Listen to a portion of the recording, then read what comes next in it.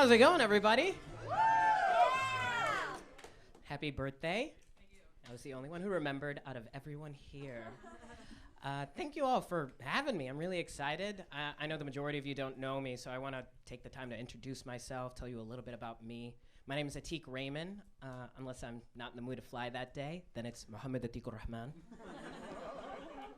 I had a hard time growing up in middle school. I was the only Muslim kid in the entire school. In fact, in the history of the school, I was the only Muslim kid. So that meant everyone, the kids, the teachers, even the janitors, they all just saw me as this kid from the Middle East. And that's a huge responsibility. I mean, could you imagine being the sole advocate for every single Arab nation? Being the sole representative for every single country in the Middle East? What made that responsibility doubly hard is that I'm Indian. I'm also queer. Oh, we only clap for that in June, huh?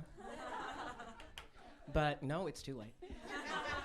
But it took me a long time to realize that I was queer. I didn't figure that out until like really late in my life in college. Towards the end of college, actually, when I had this epiphany.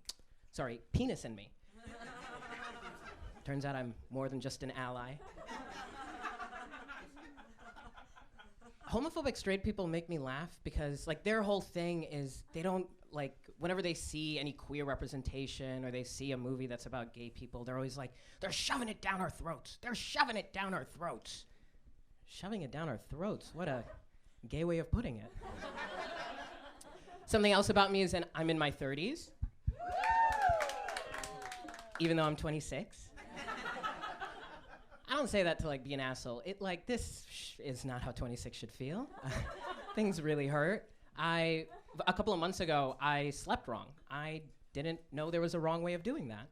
I slept on my stomach and I had my arm underneath my pillow like above me, and then when I woke up, I could not move. So I have to now add sleeping to the list of dangerous activities I shouldn't try with like skydiving and making a woman orgasm.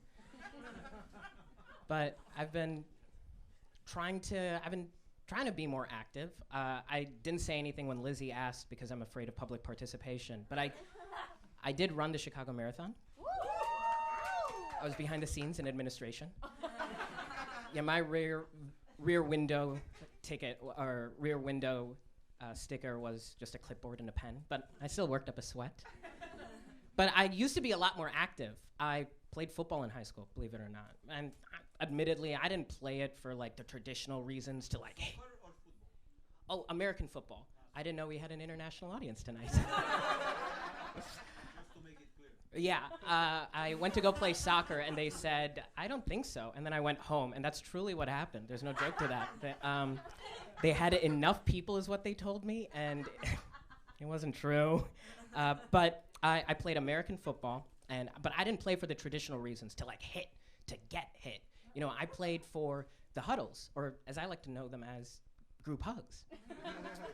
But one day in high school, I got hit really bad, and I got a concussion. So my parents were like, all right, no more. And at the time, I was upset because I really liked football. But now that I've been like reading the news, I'm really relieved that I didn't play more of it. Like, have you guys heard about CTE? Yeah, it's scary, right? And if I hadn't had that concussion in high school, I would probably know what it stands for. But what CTE is, if you don't know, is if you get hit in the head a lot, it really damages your brain. So there are like kids who have been playing from a very young age. By the time they're like 16 or 18, their brain starts to resemble people with advanced late-stage dementia. And like the symptoms are horrifying. Like one of the ones that I read that really surprised me was that people with CTE have a lot of conformity. Basically, your brain turns to such mush that you can't like think things for yourself anymore. So you just accept what people are telling you. And like another symptom that I heard of was it increases your tendency for violent actions, and you increase how aggressive you get, which is terrible because it sounds like CTE turns people into the ideal football player. Speaking of brain damage, do we have fans of Biden in the house? Come on, make some noise for Biden. No, not too loud. We don't want to wake our sleeping angel. I like Biden. I like Biden as much as you guys probably like Biden. voted for him, or I got the sticker, so what does it matter? But I think criticisms against Biden are fair, like with any president. Like, I don't know if you guys know this, but did you know that Biden is the first president, the first commander-in-chief to lose every single major battle with a staircase?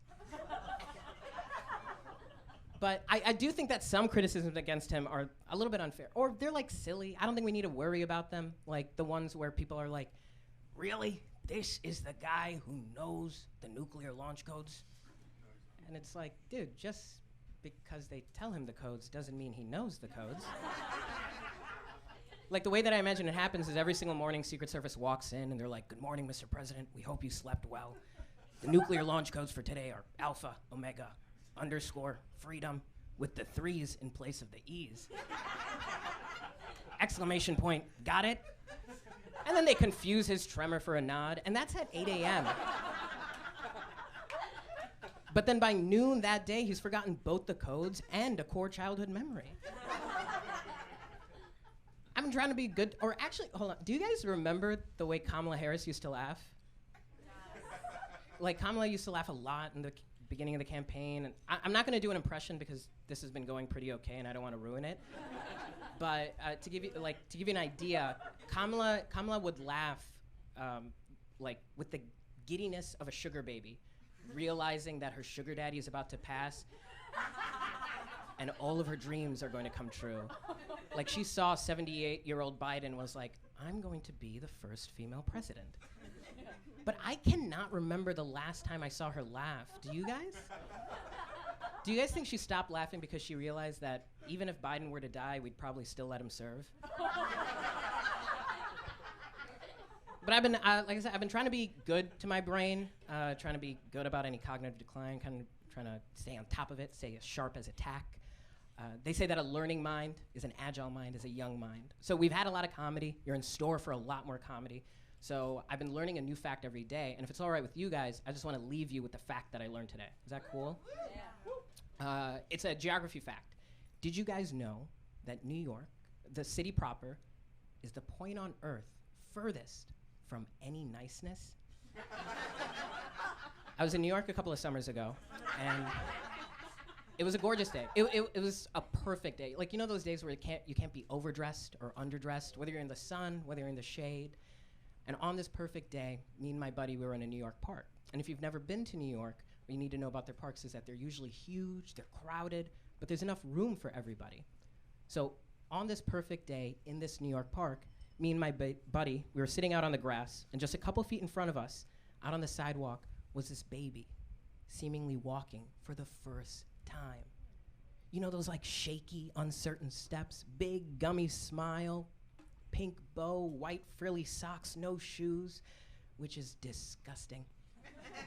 And everybody in the park was just overtaken by this perfect moment on top of this perfect day. But this is New York. And as that baby is walking, out from behind her comes a man, fully New York, goes, "If you don't know how to fucking walk, get out of the way!" And he walks so fast past her that he ends up knocking her down. A baby! And that would have been bad enough, that would have been mean enough, that would have been not nice enough. But this is New York. And as he's walking away, the baby manages to get to her feet, dusts herself off, and reaches into her diaper, pulls out a gun, and shoots the guy. Anyways, that's my geography fact. Thank you guys so much.